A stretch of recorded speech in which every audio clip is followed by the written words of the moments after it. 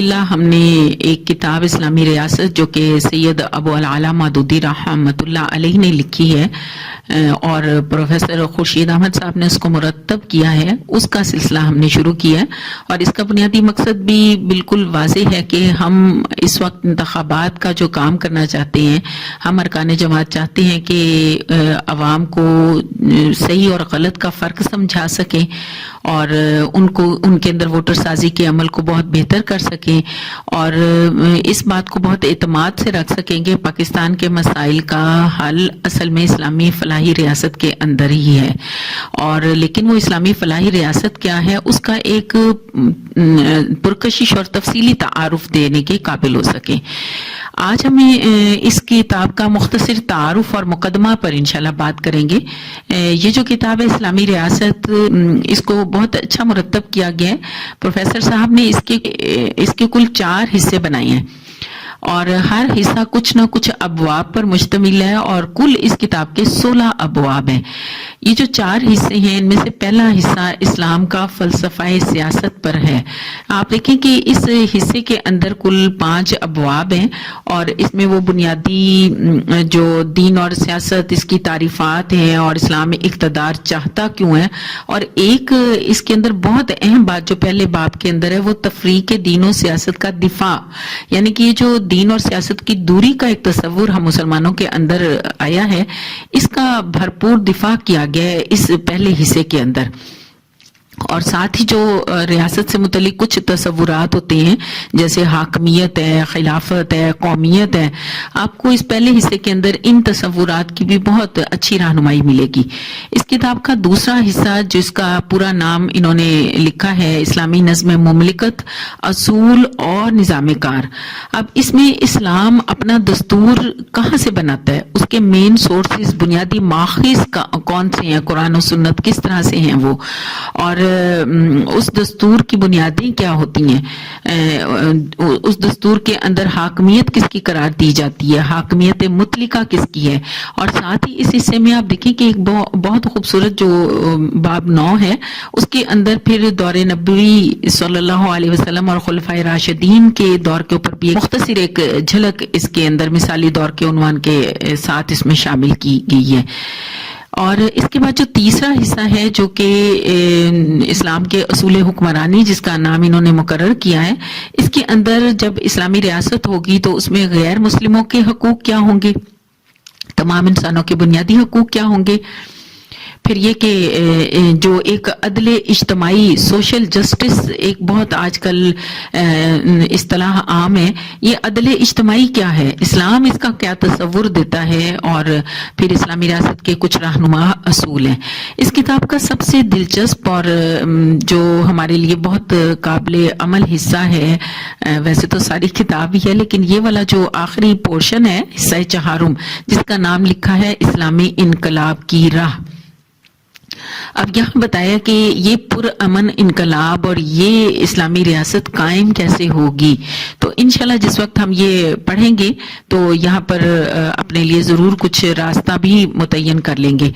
خود اس کتاب کے بارے میں ایک دیباچہ لکھا ہے جو سید مودودی نے خود لکھا ہے، اس کی پہلی لائن میں آپ کے سامنے پڑھتی ہوں۔ اس میں انہوں نے کہا کہ پچھلے 20-25 سال، کیونکہ 1962 سے مرتب کرنی شروع کی پروفیسر صاحب نے اور 67 میں پہلی دفعہ یہ شائع ہوئی ہے، آپ اندازہ لگا لیں یہ 55 سال سے زائد وقت ہو گیا ہے۔ تو وہ فرماتے ہیں کہ پچھلے 20-25 سال کے دوران میں مجھے اسلام کے سیاسی نظام پر بہت کچھ لکھنے اور کہنے کا موقع ملا ہے۔ میں نے اس موضوع پر اور اس کے بہت سے متعلقات پر اصولی نظری بحثیں بھی کی ہیں اور اس امر پر بھی اچھی خاصی تفصیل کے ساتھ روشنی ڈالی کہ زمانہ میں عملاً ایک اسلامی ریاست کس نقشے پر بن سکتی ہے۔ یہ پھر انہوں نے بتایا کہ مضامین اس طویل مدت میں مختلف صورتوں میں مضامین اور تقاریر کی صورتوں میں تھے اور جن کو پھر پروفیسر صاحب نے بہت اچھی طرح سے مرتب کیا ہے۔ اس کے آخر میں پھر سید مودودی فرماتے ہیں کہ موجودہ صورت میں کتاب نہ صرف عام ناظرین کے لیے مفید ثابت ہوگی بلکہ خاص طور پر اسلامیات اور علم سیاست کے طالب علموں کے لیے بھی بہت مفید ہوگی. یہ کل اس کا مختصر تعارف تھا. اب ہم مقدمہ کی طرف آتے ہیں جو کہ پروفیسر خورشید صاحب نے لکھا ہے، اور انہوں نے جو اس مقدمہ پر محنت کی ہے، تو عزیز بہنوں سچی بات ہے یہ محسوس ہوتا ہے کہ صرف اس مقدمے کو جو قدر طویل ہے لیکن اس کو بھی اگر ہم بہت اچھی طرح سے سمجھ لیں تو امید ہے کہ ہمیں اس موضوع پر بہت جامع اور تفصیلی بات کرنی آ جائے گی. اب اس مقدمے کی بھی دیکھیں انہوں نے 4 حصے بنائے ہیں. پہلے حصے میں جو جنرل سی بات کی ہے وہ انشاءاللہ بھی بات کر لیتے ہیں. اس کے بعد انہوں نے ریاست اور اسلام کے طور پہ ایک عنوان رکھا ہے. پھر انہوں نے دور جدید اور اسلامی ریاست کی ضرورت کے طور پر ایک بات یہاں پر رکھی ہے کہ آج کے دور کے اندر اس کی کتنی ضرورت ہے. پھر اس کی جو ایک تیسرا اس کا حصہ جو مقدمے کا انہوں نے مقرر کیا وہ یہ کہ عالم اسلام میں اسلامی ریاست کی جد و جہد، یعنی کہ کوئی ایسی کوشش ہو بھی رہی ہے کہ بس یہ اب کتابوں کی تک محدود چیز ہے. اور آخری حصہ پھر خود انہوں نے پروفیسر خورشید صاحب نے یہ بتایا کہ میں اس کتاب کو انہوں نے مرتب کیوں کیا اور اس میں کچھ خصوصیات انہوں نے بیان کی ہیں. اچھا، مقدمے سے متعلق جو ہم بات کریں گے اس میں میں چاہوں گی کہ جو اس کے پہلے 2 پیراگراف ہیں نا مقدمہ کے، وہ بہت اہم ہے. دیکھیں اس چھوٹے سے پیراگراف کے اندر انہوں نے ایک جنرل بات کی ہے، اور جنرل بات کرتے ہوئے انہوں نے یہ بتایا کہ ریاست کے ادارے کی اہمیت کیا ہے، اس کی تعریف، ریاست کی تعریف کیا کی جا سکتی ہے آج کل، اس کا دائرہ کار کیا ہے، یعنی کہ ریاست کہاں کہاں کام کرتی ہے. بڑا زبردست کہ صرف آپ دیکھیں کہ چند لائنیں ہیں لیکن ان لائنوں کے اندر جملہ ایک ہی ہے لیکن اتنا اہم ہے. جیسے میں پڑھتی ہوں کہ مقدمہ کا جو پہلا جملہ ہے دیکھیں اس میں ہے کہ انسان نے اپنی اجتماعی زندگی کی ترتیب اور تہذیب کے لیے جو ادارے قائم کیے ہیں، اجتماعی زندگی کی ترتیب اور تہذیب کے لیے ان میں ریاست کا ادارہ سب سے اہم اور بنیادی ہے. اب انہوں نے پھر تعریف کیا ریاست کی بتائی ہے. یہ دیکھیں ایک جملہ ہے جو اس کی اہمیت کیا ہے کہ انسانی زندگی کی تہذیب اور ترتیب ہو ہی نہیں سکتی ریاست کے بغیر. آپ اس جملے کو ایسے سمجھ سکتے ہیں. تو اب دوسرے جملے میں تعریف کیا ہے کہ ریاست وہ حیت سیاسی ہے، یعنی کہ ریاست کی شکل و صورت کیا ہے، وہ یہ ہے کہ جس کے ذریعے ایک ملک کے باشندے ایک باقاعدہ حکومت کی شکل میں اپنا اجتماعی نظم قائم کرتے ہیں اور اسے قوت قاہرہ اور قوت نافذہ کا امین قرار دیتے ہیں. اب بظاہر ظاہر انہوں نے کیونکہ جامع کر کے لکھنا تھا تو بظاہر جملے تو مشکل ہوتے ہیں، لیکن دیکھیے اس سے ہمیں ایک سینس سمجھ میں آ رہی ہے نا کہ کسی بھی ملک کے باشندے جب باقاعدہ حکومت کی شکل میں ایک نظام بناتے ہیں اور وہ نظام در حقیقت کس لیے بناتے ہیں، وہ اقتدار، قوت اور قانون کے لیے، اور قوت اور قانون کا وہ اس کو ذمہ دار ٹھہراتے ہیں. وہ جو اقتدار ہے وہ قانون اور اقتدار وہ اجتماعی نظم کے لیے باقاعدہ ایک معاشرے کو مربوط کرنے کے لیے وہ اس کو ذمہ دار بناتے ہیں. یہ دیکھیں اس کی انہوں نے تعریف کی ہے. اس کو ہم لفظاً بھی یاد کر سکتے ہیں اور ویسے سے سمجھ بھی سکتے ہیں کہ یہ ریاستیں ہوتی کیا ہیں در حقیقت. ٹھیک ہے، پھر اگلے جملے میں انہوں نے یہ لکھا ہے کہ پوری انسانی تاریخ ریاست کے قیام و استحکام. آپ یہ بھی دیکھیں ایک جملہ کہ پوری انسانی تاریخ، پوری ریاست کے قیام و استحکام، اس کی تنظیم و تہذیب اور اس کے فروغ اور ارتقاء کی تاریخ ہے. یہ بھی بہت اہم جملہ ہے اس کے لحاظ سے. اور پھر انہوں نے اگلے پیراگراف کے اندر یہ بتایا کہ دور جدید میں عملی طریقوں کی ترقی کے لیے نت نئے پیچیدگیوں کی وجہ سے ریاست کا دائرہ کار بہت بڑھ گیا ہے، اور اب جو ہے یہ اس ریاست کا کام محض امن و امان اور نظم و ضبط قائم کرنا نہیں ہے بلکہ کیا ہے، اجتماعی عدل اور سماجی فلاح کا قیام بھی ہے. اس طرح سے ریاستیں ایک بہت مثبت کردار اختیار کر چکی ہیں. یہ جنرل گفتگو کرنے کے بعد اب اگلی جو بات جو 4 حصوں کی بات ہے جو اب یہاں پر تھوڑی سی ہم کر لیتے ہیں. مقدمے کے جو پوائنٹس ہیں، جو 4 اس کے نمایاں حصے ہیں، ان میں سے پہلا ریاست اور اسلام ہے۔ اس میں جو بنیادی بات ہے وہ یہ ہے کہ انبیاء علیہ السلام وقت کی اجتماعی قوت کو اسلام کے تابع کرنے کی جدوجہد کرتے رہے۔ ان کی دعوت کا مرکزی تخیل یہ تھا کہ اقتدار خدا اور صرف خدا کے لیے خالص ہو جائے اور شرک اپنی ہر جلی اور خفی شکل میں ختم کر دیا جائے۔ ان میں سے ہر ایک کی پکار یہی تھی کہ یا قوم عبد اللہ ما لکم من الہ غیرہ۔ سورۃ الاعراف کی آیت ہے کہ اے برادران قوم، اللہ کی بندگی کرو، اس کے سوا تمہارا کوئی الہ نہیں ہے۔ اور اسی طرح سورہ شعراء کی آیت کا بھی حوالہ یہاں پر ہے، اور یہ وضاحت لکھی گئی ہے کہ زندگی کے ہر شعبہ کی اصلاح کے لیے انبیاء علیہ السلام نے جدوجہد کی تاکہ خدا کی زمین پر خدا کا دین قائم ہو اور اسی کا قانون جاری و ساری ہو جائے۔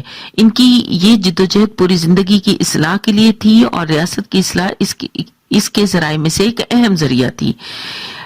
اس سے اگلے پیراگراف میں ایک اہم جملہ کہ فکر اسلامی میں ریاست کی اہمیت کا اندازہ اس امر سے کیا جا سکتا ہے کہ خالق ارض و سماوات نے نبی اکرم صلی اللہ علیہ وسلم کو یہ دعا سکھائی۔ کون سی دعا؟ سورہ بنی اسرائیل کی آیت ہے، اور وہ بھی بہت ہم اس کے بارے میں اچھی طرح سے جانتے ہیں۔ اور دعا کرو اے پروردگار، مجھ کو جہاں بھی تو داخل کر سچائی کے ساتھ داخل فرما، اور جہاں سے بھی نکال سچائی کے ساتھ نکال، اور اپنی طرف سے ایک اقتدار کو میرا مددگار بنا دے۔ وَجَعَلْ لِي مِن لَدُنْكَ سُلْطَانًا نَصِيرًا، اور ایک اقتدار کو میرا مددگار بنا دے۔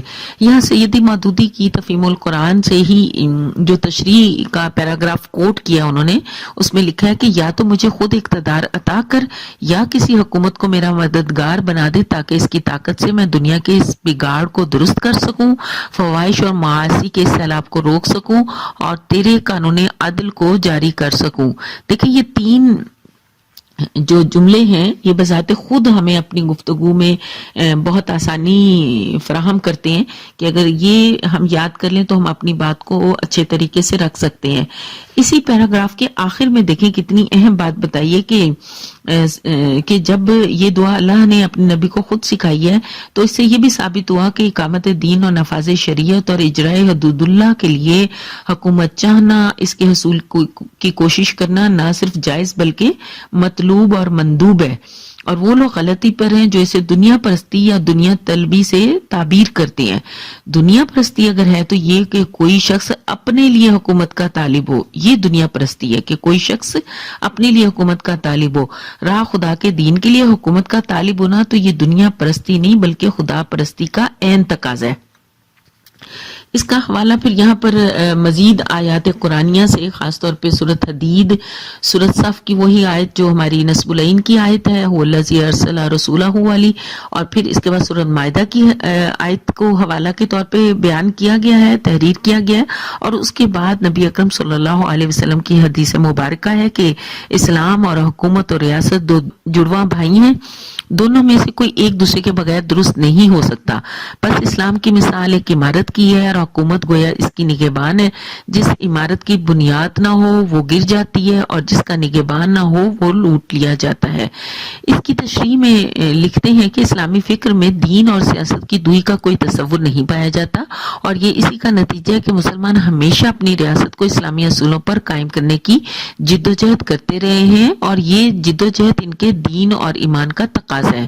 اسی سلسلے میں علامہ ابن حزم کی کتاب کی کوٹیشن بھی درج کی گئی ہے کہ کل اہل سنت، مرجعہ، شیعہ اور خوارج، یعنی کہ تمام جتنے بھی فرقے مسالک مسلمانوں کے اندر ہیں، سب کا اتفاق ہے کہ نسب امام واجب ہے، اور یہ کہ امت پر ایسے امام عادل کی اطاعت واجب ہے جو اللہ کے احکام قائم کرے اور ان احکام شریعت کے مطابق ان کا سیاسی نظام قائم کرے جو نبی اکرم صلی اللہ علیہ وسلم لے کر آئے ہیں۔ اسی سلسلے میں پھر جو وہ مثال بیان کر رہے ہیں وہ یہ کہ صحابہ کرام نے نسب امام کو کتنی اہمیت دی ہے، اس کا اندازہ اس بات سے کیجئے کہ وصال نبی صلی اللہ علیہ وسلم کے بعد جسد مطہر کی تجہیز و تدفین سے بھی پہلے امام کا انتخاب عمل میں آیا۔ یہ اندازہ لگائیں. اب اس پوری بحث کو انہوں نے آگے 5 نکات کے اندر بہت اچھے طریقے سے واضح کیا, اور دیکھیں یہ 5 نکات بھی ہمیں ہماری سمجھ بوجھ اور ہمیں ہمارے نصب العین کو واضح کرنے میں بہت مدد دے سکتے ہیں. اب مقدمہ کے دوسرے موضوع کا آغاز ہوتا ہے دور جدید اور اسلامی ریاست. پروفیسر صاحب فرماتے ہیں کہ یہ تو ہے مسئلے کا دینی پہلو, لیکن اگر ہم دور حاضر کے تجربات کی روشنی میں اس پر غور کریں تو معلوم ہوتا ہے کہ اسلامی ریاست کا قیام وقت کی سب سے بڑی ضرورت ہے. اب اس کو انہوں نے کیسے ثابت کیا کہ انہوں نے کہا کہ موجود مغربی تہذیب لادینی ریاست کا تخیل, لادینی ریاست اس کی بنیاد ہے, اور لادینی ریاست کا یہ تخیل انہوں نے بتایا کہ پاپائی نظام کے خلاف ایک رد عمل کے طور پر آئی ہے, اور اس کو سیکولرزم کہا جاتا ہے. اور سیکولرزم کی ایک تحریک ہے جو کہ برطانوی ایک باشندہ جو جارج جیکب ہلک نے 1832 میں پروفیسر صاحب نے لکھا کہ اس نے اس تحریک کا آغاز کیا. اس تحریک کی ابتدا یہ تھی کہ سیاست کو مذہب سے پاک رکھا جائے, اور یہ کہ مذہب کا دائرہ انفرادی زندگی تک محدود رکھا جائے, اسے اجتماعی اور سیاسی زندگی میں کوئی مداخلت نہیں کرنی چاہیے. شروع میں تو باصرہ مذہب کے معاملہ میں غیر جانبداری اور فرد کی کامل آزادی کی تھی, لیکن بعد میں وہ کیا کہتے ہیں کہ اس تحریک کا ایک حصہ مذہب کی مخالفت اور جارحانہ مادیت اور اشتراکیت کا داعی بن گیا. اور اس کے اثرات جو پھر 1967 میں اس تک جو وہ اثرات بتا رہے تھے, جو اس وقت ہمیں بہت اچھی طرح سے سمجھ میں آ بھی جاتے ہیں کہ اس کے اثرات کیا ہوئے. 5 نکات انہوں نے بیان کیے ہیں کہ سب سے پہلے تو یہ جو سیکولرزم کی تحریک تھی, اس نے فرد کے اندر تشکیک اور ذہنی پراگندگی کو پیدا کیا, اور فرد کا کوئی ایک اجتماعی نصب العین نہیں رہا, اور ایک قسم کی بے عقیدگی انسان میں پھیل گئی. اور اس کی وجہ سے پھر یہاں پر آگے ان کی مزید وضاحت بھی انہوں نے بتائی ہے. اس کا دوسرا نقطہ یہ بتایا کہ فرد کے سامنے نیا کوئی نصب العین جو تھا فرد کے سامنے, وہ صرف ذاتی اغراض و خواہشات کی تکمیل رہ گیا, اور قومی پیمانے پر مصلحت اور موقع پرستی نے انفرادی اجتماعی زندگی کو ظلم سے بھر دیا, اور کوئی ملکی اور قومی ضابطہ اخلاق مستقل باقی نہ رہا. تیسرا یہ نقطہ بتایا کہ پھر اس کی وجہ سے کیا ہوا کہ عام اخلاقی اثرات بھی تباہ کن تھے. مستقل مزاجی, پامردی, جرت اور سب سے بڑھ کر نیکی بدی میں تمیز کا مادہ ختم ہونے لگا, اور افادیت, مصلحت بینی اور ابن الوقتی انفرادی اجتماعی اخلاق کی بنیاد بن گئے. اور یہ جو افادیت اور مصلحت بینی ہے, یہ آج کی لوگ اس کو زیادہ اچھی طرح سے سمجھ رہے ہیں. چوتھا نقطہ انہوں نے بتایا کہ تجربہ نے بتایا کہ اگر خالص مادی فائدہ پیش نظر ہو اور کوئی اعلیٰ اخلاقی روحانی نظام موجود نہ ہو تو محض مادی فائدہ بھی انسان کو حاصل نہیں ہوتا. پھر یہاں پر بھی انہوں نے ان کے اپنے سیکولرزم کے جو اسکالر ہیں ان کی یہ کوٹیشن لکھی ہے. پھر آخری بات انہوں نے یہ کہی, پھر حقیقت یہ کہ سیکولرزم عملاً ناکام ہی نہیں ہوا, بلکہ تاریخ اب سیکولرزم سے بہت آگے نکل چکی ہے. اگر گہری نظر سے دیکھا جائے تو سیکولرزم آج ایک دقیانوسی اور ازکار رفتہ تصور ہے. اس کو پھر انہوں نے آگے اس کو مزید واضح کیا ہے. اور تیسرا جو مقدمے کا ایک نقطہ ہمارے سامنے آیا وہ یہ کہ عالم اسلام میں اسلامی ریاست کی جدوجہد. اس حصہ میں بتایا جا رہا ہے کہ اس وقت جتنے بھی اسلامی ممالک ہیں ہر جگہ اسلامی نظام اور اسلامی ریاست کے قیام کی تحریک زور پکڑ رہی ہے, اور ہمیں فطرت کا یہ اشارہ صاف محسوس ہو رہا ہے گویا جدید تہذیب کے زوال سے جو خلا رونما ہوا ہے اسے پر کرنے کا بندوبست کیا جا رہا ہے. اور یہ ایک حقیقت ہے کہ 19ویں صدی میں مسلمان ممالک ایک ایک کر کے مغربی استعمار کے چنگل میں چلے گئے تھے. صرف 2-3 ہی ملک ایسے رہ گئے تھے جو سیاسی غلامی کی تاریخ رات سے محفوظ تھے. لیکن 20ویں صدی میں انہوں نے کہا کہ اب بہت سے مسلمان ممالک آزاد ہو چکے ہیں, اور اس وقت انہوں نے ان کا تقریباً جو 34 کا فگر یہاں پر بتایا, جبکہ اب ہم جانتے ہیں کہ ہمارے اسلامی ممالک 58 کے قریب روس کے ٹوٹنے کے بعد اور دیگر دنیا میں جو تبدیلیاں رونما ہوئی, تو اس کا مطلب یہ ہے کہ یہ اس کی طرف اب آگے کا سفر بڑھنا شروع ہو گیا ہے. یہاں پہ بہرحال انہوں نے کئی سوال بھی اٹھائے کہ مسلمان ممالک میں اسلامی ریاست کے مطالبہ کی ضرورت پیش کیوں آئی, اور بہت اچھے طریقے سے اس کو واضح بھی کیا ہے. آخر میں بالکل بہت اچھے طریقے سے اس پوری کتاب اسلامی ریاست کتاب کے بارے میں خورشید صاحب نے بہت عمدہ الفاظ کے ساتھ سیدی مودودی کی اس کاوش کی تحسین فرمائی ہے. لکھتے ہیں کہ مولانا سید ابو العالی مودودی رحمہ اللہ علیہ کا سب سے بڑا کارنامہ یہ ہے کہ انہوں نے بیک وقت ان دونوں ضرورتوں کو پورا کرنے کی کما حقہ کوشش کی ہے. ایک طرف انہوں نے اسلام کے پورے نظام حیات کو دینی عقلی دلائل کے ساتھ پیش کیا ہے اور اسلام کی اصل تعلیمات کو دور حاضر کی زبان میں پیش کیا ہے. ان کی تحریرات کے مطالعہ سے قاری کو زندگی کے بارے میں اسلام کے نقطہ نظر کا کلی علم حاصل ہوتا ہے. وہ پوری تصویر کو بیک نظر دیکھ سکتا ہے. انہوں نے ہر مروبیت سے بالا ہو کر دور حاضر کے ہر فتنہ کا مقابلہ کیا ہے. اسلام کے نظام زندگی کی برتری اور فوقیت کو ثابت کیا ہے. پھر سب سے بڑھ کر اسلامی نظام کی محض نظری تشریح و توضیح نہیں کی بلکہ یہ بھی بتایا ہے کہ اس نظام کو دور حاضر میں کیسے قائم کیا جا سکتا اور آج کے اداروں کو کس طرح اسلام کے سانچوں میں ڈھالا جا سکتا ہے. انہوں نے کہا کہ ویسے تو انہوں نے ہر زندگی کے شعبے کے بارے میں یہ کام کیا ہے لیکن اسلامی ریاست کے تصور اور اس کے نظام کار کی تشریح اور توضیح ان کا خالص میدان رہی ہے. انہوں نے جس اعتماد اور یقین کے ساتھ، جس بالغ نظری کے ساتھ، جس وسعت فکر اور گہرائی کے ساتھ، جس شرح و بسط کے ساتھ اسلامی ریاست کے ہمہ پہلوؤں کی وضاحت کی ہے، اس میں دور حاضر میں ان کا کوئی شریک اور مد مقابل نہیں. بلا شبہ وہ اس پہلو سے عرب اور عجب میں منفرد ہیں. موصوف نے دور جدید کے تقاضوں کو سامنے رکھ کر اسلامی ریاست کا مکمل نقشہ پیش کیا ہے اور اجتہادی بصیرت کے ساتھ پیش کیا ہے اور تمام عملی مسائل کا لحاظ رکھتے ہوئے پیش کیا ہے اور یہی ان کا امتیازی کارنامہ ہے. یہ ساری ڈیٹیل بتانے کے بعد انہوں نے یہ بتایا کہ کس طرح سے انہوں نے اس کتاب کو مرتب کیا.